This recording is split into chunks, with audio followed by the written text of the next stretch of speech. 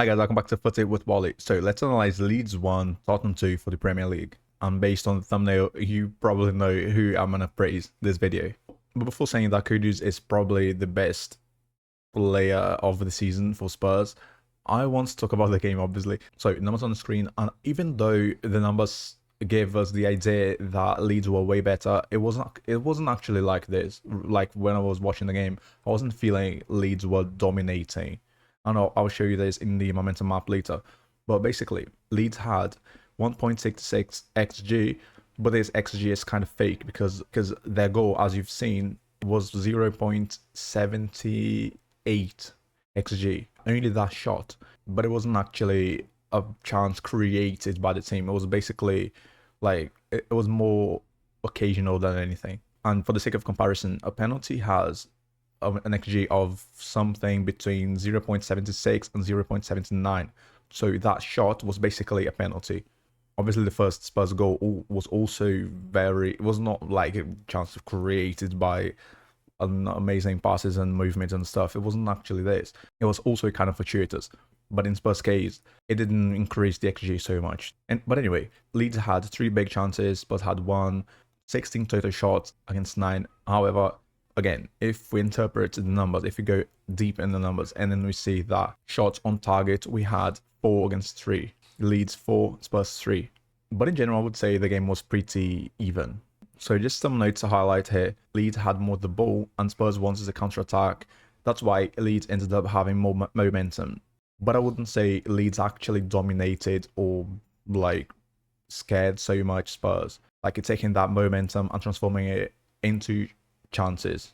And as I said, Leeds XG is kind of fake because of the finishing that increases a lot the XG, and both teams actually produced roughly the same. And just in case someone doesn't know, the XG is calculated by the likeliness, I don't know how to say this. I like to say that is the quality of the chance. And in that case, Okafor had the ball like literally in front of the goal. And my last note here is that Spurs aren't performing so well. However, it's important to highlight that they played 7 matches in the last 22 days. And that is a lot. Like that is roughly a match every 3 days. And in theory, like there is almost no time to train, prepare anything like tactics. You basically play, rest, and then you sort of prepare like in one day to play in the next day again. And you still need to travel actually. So yeah, it's very complicated to prepare a team having to play every 3 days. So Mohamed Kudus, easily the best player on the pitch. 1 goal, 1 assist, 51 touches, 22 out of 25 accurate passes. Like 22 accurate passes out of 25 passes. That's what I'm saying. Attack, 6 successful dribbles out of 6. Like he succeeded in all his dribbles. That is bizarre. Obviously, first in the game. 3 total shots, second in the game. 1 big chance created, first in the game, alongside with some other players. And also 4 touches in the opposition box, second in the game. And you say, but he's an attacker. He needs to create chances. He needs to do all of those things. Yes, but then you see that he won 10 duels out of 19. And Spurs won 44. So basically, he won like 25%, like 23%, something like that, out of the whole team duels won. That is bizarre.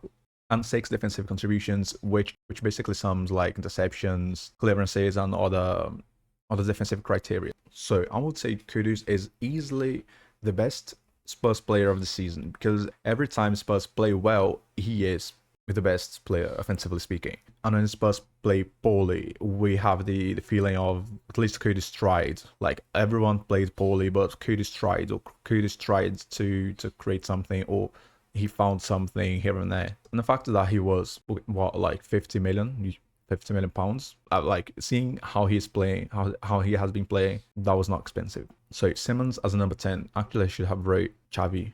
Wait, okay, now it is correct, because I heard he prefers like being called Xavi or something like that. I heard someone saying that. Anyway, like compared to like Sa, he will obviously bring more quality, like creativity, technique, like dribble in tight spaces, link up plays and stuff. And he had in this match 33 touches, 18 accurate passes out of 20, 2 chances created, third in the game, and 2 successful dribbles out of 4, second in the game. But at the same time, he was not the best at defending. So you're seeing his stats was not like amazing defensive defensive wise. I still think he needs more time to adapt to the Premier League intensity, because in the Bundesliga, teams like they are intense, but they are more transitional, more pressing, and then like long balls, running behind the defense, and all of those things. We can't have this in the Premier League. But the Premier League is more, the intensity is also very related to physicality. But I do believe he can adapt to be a very good number 10. And some of the players that I liked was Bentancur. I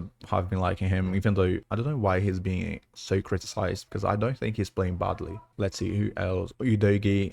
I prefer Udogie on the left rather than having Spence on the left, because Spurs attack way more on the flanks. And having like a left-footed on the left is better if you are trying to do this, like overlap and stuff. Let's see who else. And as always, like Van de Ven and Romero, they are very good. So I don't even praise them a lot, because it's so common that they play well that it gets repetitive saying this every video. But in general, I think that was it. Basically, Leeds had the ball for the majority of the time, even though it was not so different, like 57 to 43. It's not like a huge difference. And Spurs had the counter-attack, and the game ended up 2-1 Spurs. But in general, that was it. If you liked the video, don't forget to like, subscribe, share it with the friends, because it will help me a lot. And see you the next time. Bye.